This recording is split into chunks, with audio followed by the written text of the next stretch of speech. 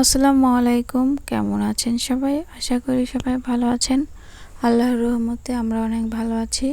তো চলে আসলাম নতুন আরেকটি ভিডিও নিয়ে আপনাদের মাঝে।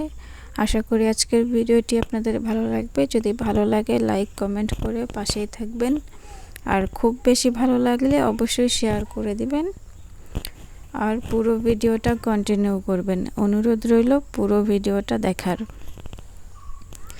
একটা লাইক দিয়ে ভিডিওটা দেখা শুরু করবেন, আর ভিডিও শেষে সুন্দর একটা কমেন্ট করবেন। আপনাদের সুন্দর সুন্দর কমেন্টগুলোই আমাদের এগিয়ে যেতে সাহায্য করে। তো আমাদের গৃহিণীদের আর কাজ কি রান্না বান্না করা, তো সেগুলোই থাকে প্রতিদিনের ভিডিওতে, মানে প্রতিদিন কি রান্না বান্না করছি সেগুলোই আপনাদের সাথে শেয়ার করি। আশা করি আপনাদের ভালো লাগবে। তো এই তো আমি আজকে মুরগি রান্না করেছিলাম।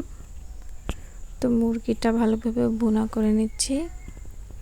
দেখতেই পাচ্ছেন আমি আগে ভালোভাবে মশলাগুলো কষিয়ে নিয়েছি, যে মশলাগুলো দেওয়া হয় সব সময় মাংসের মধ্যে, হলুদ মরিচ লবণ জিরা ধনিয়া গরম মশলা, এগুলোই সব কিছুই দিয়েছি। দিয়ে ভালোভাবে মশলাটাকে কষিয়ে নিয়েছি। তারপরে আমি মুরগিগুলো দিয়ে তারপরে আবার ভালোভাবে কষিয়ে নিচ্ছি। দেখতেই পাচ্ছেন আপনারা। এখন পর্যন্ত যারা আমার ভিডিওটি কন্টিনিউ করছেন তাদেরকে অসংখ্য ধন্যবাদ। অনুরোধ করছি পুরো ভিডিওটা দেখে যাবেন, আর ভিডিওর ভালো এবং মন্দ দিক জানাবেন কমেন্টের মাধ্যমে। কি কি ভুল ত্রুটি আছে একটু জানাবেন।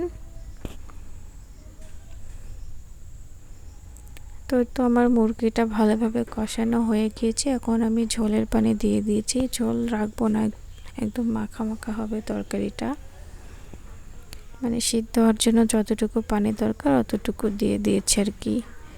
এরপরে মুরগি রান্নাটা হওয়ার পরে আমি তো একটু কলমি শাক ভাজি করব, আর সাথে মুখী কচুর ভর্তা ছিল। আমার কাছে মুখী কচুটা খেতে খুব ভালো লাগে, ওই ভর্তাটা ছিল, ওটা আর কি ভিডিও করা হয়নি।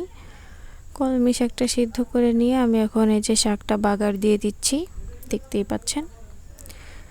তো আশা করি আজকের ভিডিওটি আপনাদের ভালো লেগেছে। ভালো লাগলে লাইক কমেন্ট শেয়ার করে পাশেই থাকবেন। তো ভালো থাকবেন সবাই, সুস্থ থাকবেন। আপনাদের সবার সুস্থতা কামনা করে আজকে এ পর্যন্তই। আবার দেখা হবে নতুন কোনো ভিডিওতে। ততদিন পর্যন্ত সবাই ভালো থাকবেন। আল্লাহ হাফেজ। ভালো থাকবেন সবাই।